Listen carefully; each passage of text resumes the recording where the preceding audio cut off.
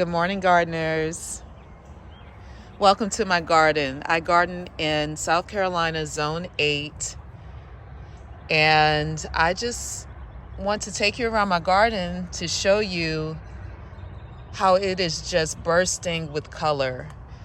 I want to start with these peonies because, gardeners, I gave up on these peonies years ago, but they just wouldn't quit. This patch of peonies, or this one plant, I actually dug up from another location and just tossed it back here by the shed. I dug a small, shallow hole and just tossed it in that hole because I didn't expect it to do anything for me.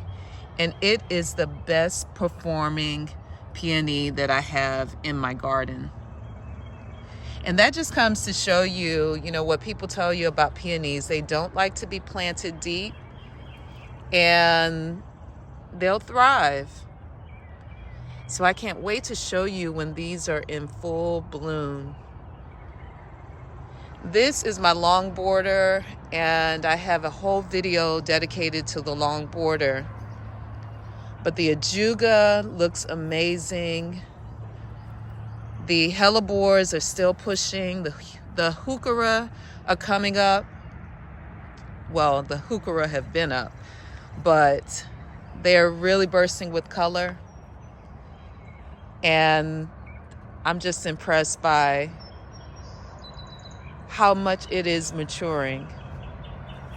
Someone asked me how many ajuga plants did I plant back here, and I bought one flat of ajuga plants 3 years ago, maybe 2 years ago. They have multiplied, and they have multiplied probably by 4, because this is a lot more than a flat of ajuga. They're spreading this way, which is perfectly fine with me. And so many wonderful things. Check out this this heuchera that I have in a pot. It's beginning to flower, and it is performing so well in this pot. And you'll see that I have different pots dotted throughout this bed. So I like adding pots to garden beds because it helps you fill in little spots, and it gives you a little extra interest in the garden.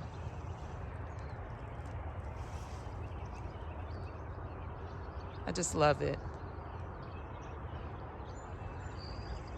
My hydrangeas that I propagated 3 years ago are back. There are 2 of them. This one only has 2 stems on it, but it's going to be tall. And then I have one right here, multi-stem. That's an oak leaf hydrangea behind it. And then I have a video showing where I planted these Dark Towers penstemon. And look at them, guys. They're getting ready to flower. Look at those in the back. Let's get a little closer. It's early morning, and look at the dew on that penstemon. Have a little patch of larkspur on the way here. Oh, look at these.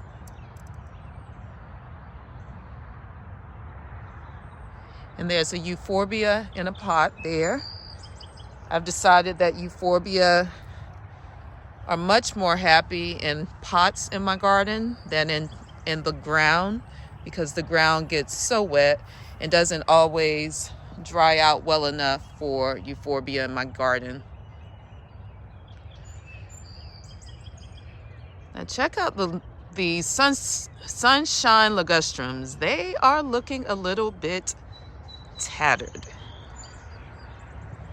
So hopefully I can get out in the garden this weekend and prune those. I will probably prune those down by 1/3, maybe even 1/2. And I know they say don't prune more than 1/3, but they'll be okay. The autumn joy sedum, guys, look at these. These are all propagations. Well, the majority of them are propagations.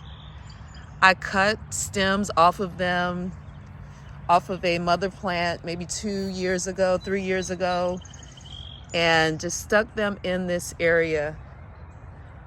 And I'll continue to do that. This plant is a winner. And especially this time of the season, it is so beautiful. The form, the color, and check out this variegated sedum. And this one with the red veining is fabulous. And when I plant closely. I like to stuff as many plants in the garden as I can. Check out the larkspur, my first larkspur to bloom here.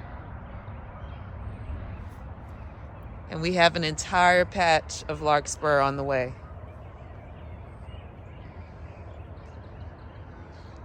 And I love the pops of burgundy and wine colors. That is a smoke bush. And this is a penstemon. Just little pops of burgundy here and there. And we'll slowly show this side. We have a row of lamb's ear. And like I mentioned, those pops of burgundy. We have penstemon here. In the back, there is a Japanese maple and a Carolina sweet shrub back there. The garden is coming together, guys. Oh, it's so exciting. And this is why I love perennials. They're like little kids. You get to watch them grow bigger and bigger each year. Check out my clematis, the clematis that's growing back. Back there, it's back. It did not die. I'm so excited. A lot of the blooms are down low, but it'll work its way up.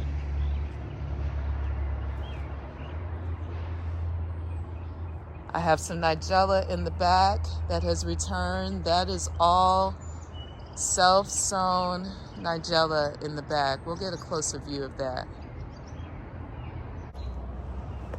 So here's a closer look of the nigella that's coming back. Love and a Mist. I don't know if I said larkspur earlier, but this is nigella. And there's some cilantro. I'll let cilantro go to flower here. This plant is a Phacelia. It's used as a crop cover.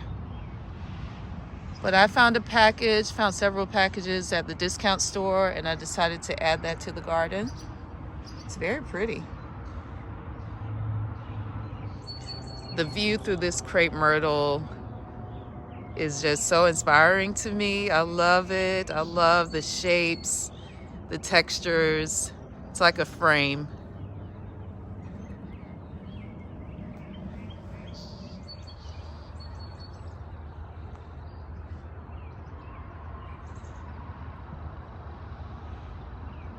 So this is my double file viburnum. Did an amazing job this year. The petals are starting to drop. But the floral show on this was just gorgeous. It is gorgeous.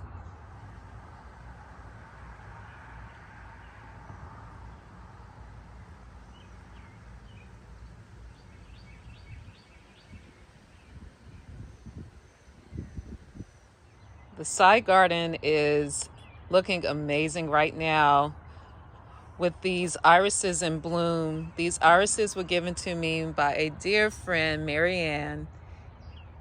They've been in this spot for 2 years, I believe, and this is the first year that they've bloomed.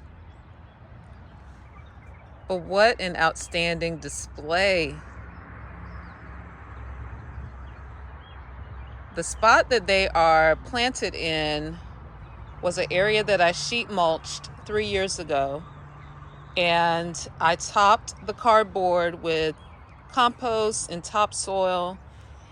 And she gave me a couple of her irises that she had dug up out of her garden, and I just set those right on top of the compost and topsoil. Didn't dig them in, just tucked them in. And over the years, those roots stayed alive and grew right through the cardboard. Well, the cardboard decomposed, and the roots just continued to grow. And now this beautiful display of irises are in my garden.